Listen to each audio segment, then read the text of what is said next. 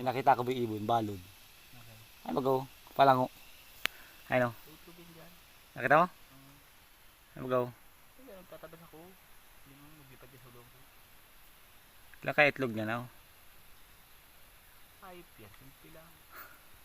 Huli natin niya may gabi. Asa, pugad ano.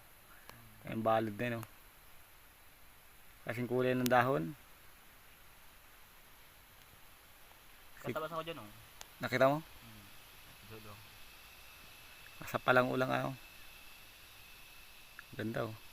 Pati, diyan ako, diyan na naglipad dyan oh. Nadyan ako. Lilim-lima na oh. Ganda Ay, sisiw. paano napisa dyan ano?